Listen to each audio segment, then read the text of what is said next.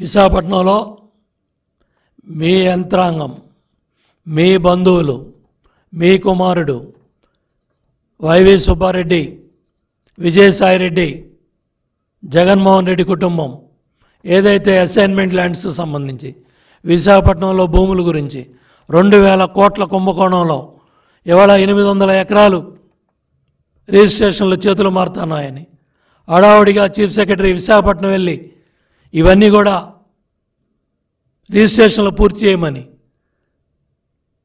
హడావుడి పడతా ఉంటే భోగాపురం ఎయిర్పోర్ట్ పరిశీలన పేరుతో లేకపోతే బంధువుల వివాహాల పేరుతో ఏదైతే రకరకాల కారణాలతో మీరు విశాఖపట్నం వెళ్ళి ఆ రిజిస్ట్రేషన్ ప్రక్రియ, అసైన్మెంట్ ల్యాండ్ల ప్రక్రియ, మీ బంధువులు, మీ కుమారుడు ఏదైతే అధికార పార్టీకి సంబంధించిన విజయసాయిరెడ్డి, వైవి సుబ్బారెడ్డి, జగన్మోహన్ రెడ్డి కుటుంబం దోపిడీ చేసిన అసైన్మెంట్ ల్యాండ్ల భూముల రిజిస్ట్రేషన్ల ప్రక్రియ వేగవంతం చేయడానికి మీరు విశాఖపట్నం వెళ్తున్నామని వెళ్ళారని అక్కడ జనసేన కార్పొరేటర్ స్పష్టంగా అవన్నీ బట్టబయలు చేస్తే నోటీసులు ఇచ్చే ప్రక్రియలో ఉన్నారు. దాని మీద వైట్ పేపర్ ఇచ్చే పరిస్థితిలో లేరు, సిబిఐ డిమాండ్ చేసే పరిస్థితిలో లేరు, లేకపోతే వాస్తవాలను ఒప్పుకునే పరిస్థితిలో లేరు.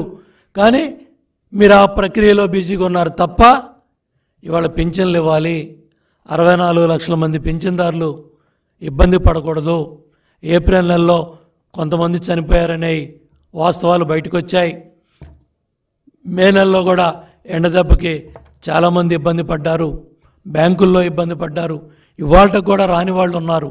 ఇవన్నీ దృష్టిలో పెట్టుకొని ప్రభుత్వం నుంచి ఇంతవరకు ఒక స్టేట్మెంట్ రాలా. వచ్చిందా కృష్ణ? ఇంతవరకు ఒక్క స్టేట్మెంట్ వచ్చిందా గవర్నమెంట్ దగ్గర నుంచి? ఇవాళ ఇంత బ్యాంకులో వేసాం, ఇన్ని అకౌంట్లో వేసాం, ఎంతమంది తీసుకున్నారు, ఎంతమంది తీసుకోలేదు, ఎంతమందికి డబుల్ అకౌంట్లు ఉన్నాయి, ఎంతమందికి ఒకళ్ళు సింగిల్ అకౌంట్లు ఉన్నాయి, ఎక్కడా కూడా ప్రభుత్వ పరంగా సెర్ప్ పరంగా ఒక్క ప్రకటన కూడా రాలేదు.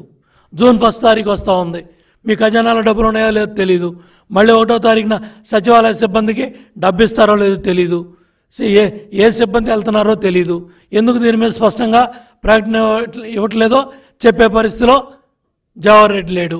అందుకనే డిమాండ్ చేస్తూ ఉన్నాం, మీ సొంత పనులు పక్కన పెట్టండి, అక్కడ నోటీసులు ఇచ్చే ప్రక్రియలో బిజీగా ఉన్నారు మీరు, అవన్నీ పక్కన పెట్టి ఇమ్మీడియట్గా ఈ 64 లక్షల మంది పింఛన్దారుల తరపున మేము డిమాండ్ చేస్తున్నాం, ప్రతి ఇంటికి వెళ్ళి ఇవ్వాలి, పింఛన్దారుని ఇంటికి వెళ్ళి ఇవ్వాలి.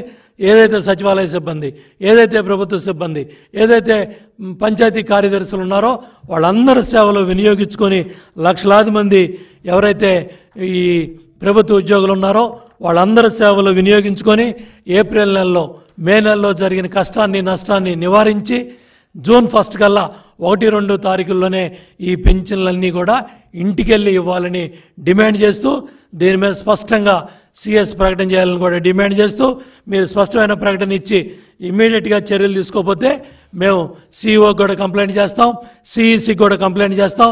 ఏప్రిల్ నెలలో, మే నెలలో జరిగిన దుర్మార్గాలు, అన్యాయాలు, బాధలు, కష్టాలు, ఇబ్బందులు పింఛన్దారులకి కలగకూడదని ఇమ్మీడియట్గా స్పందించాలని డిమాండ్ చేస్తూ ఉన్నాను.